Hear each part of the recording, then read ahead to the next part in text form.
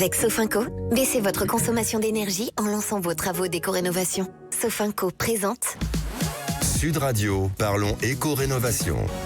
Avec notre ami Laurent Permas qui est avec nous, directeur éco-transition chez Sofinco, notre super Laurent et bien sûr Grégoire Darico.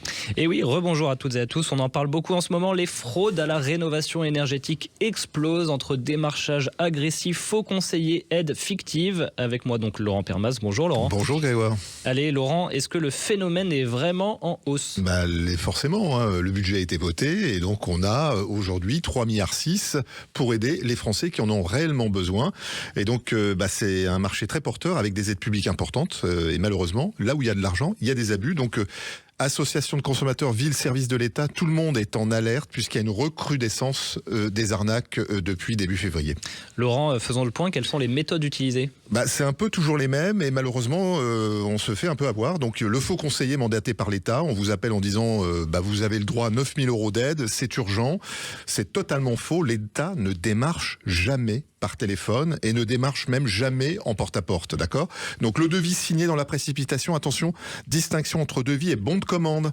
On vous met la pression, comme on dit, l'aide s'arrête ce soir, c'est totalement faux, les dispositifs ne fonctionnent jamais comme cela. Et puis on a aussi les travaux inutiles ou surdimensionnés, alors ça c'est plus insidieux, on installe une pompe à chaleur avec dans une maison non isolée, résultat facture élevée, performance médiocre, et on se retrouve en fait avec beaucoup plus d'argent à payer. Le surpassion de l'identité, certains escrocs utilisent les logos officiels pour assurer. Bon Laurent, comment est-ce qu'on fait pour repérer une arnaque ? Signaux très clairs, démarchage téléphonique non sollicité, le démarchage justement est là-dessus interdit, les promesses de travaux à 1 €, ça n'existe pas, encore moins gratuit, le refus de vous laisser un délai de réflexion, c'est interdit par la loi, une absence de visite technique avant devis, là aussi c'est totalement illicite, et la demande de signature immédiate, ne cédez pas à la pression, et puis un vrai professionnel sérieux, il se déplace, il réalise un diagnostic, il y a un audit énergétique, il laisse le temps de comparer et il explique clairement le reste à charge. Quels sont les bons réflexes du coup qu'on doit avoir, mon cher Laurent ? C'est un peu ce que j'ai dit, c'est ne jamais signer sous pression. Vous avez des délais légaux.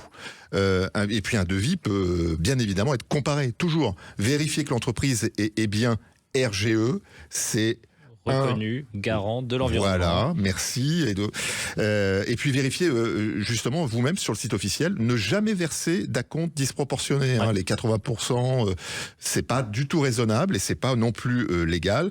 Ne jamais transmettre ses documents fiscaux par téléphone et encore moins sa carte bleue, les avis d'imposition, les pièces d'identité. C'est vraiment, faut être très prudent. Et puis on passe par les canaux officiels. Ils existent. France Rénov, 600 agences, espace conseil, la mairie, appelez-la.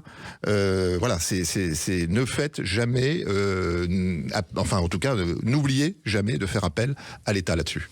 Alors Laurent, est-ce qu'on peut donner un exemple concret à nos auditeurs ? Très vite, un couple qui est contacté pour une pompe à chaleur, soi-disant entièrement financée. Déjà, c'est louche.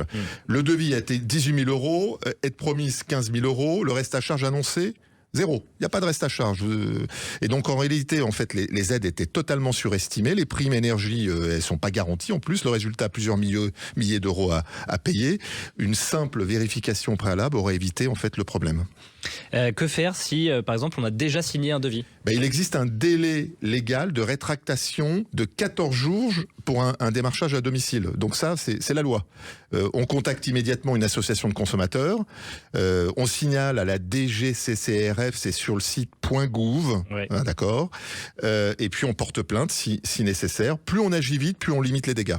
Donc Laurent, si je vous écoute, le message c'est vigilance. Oui, mais la rénovation énergétique et les aides qui sont proposées, c'est une excellente nouvelle, d'accord, mais elle doit être juste bien utilisée avec France Rénov, réfléchie, préparée avec des artisans RGE.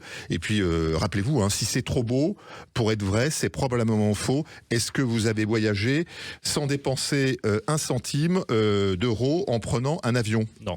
Bon, merci, Edouard. Allez, merci Laurent, à très bientôt sur Sud Radio. Sud Radio, parlons éco-rénovation. Avec Sofinco, lancez vos travaux d'éco-rénovation pour baisser votre consommation d'énergie.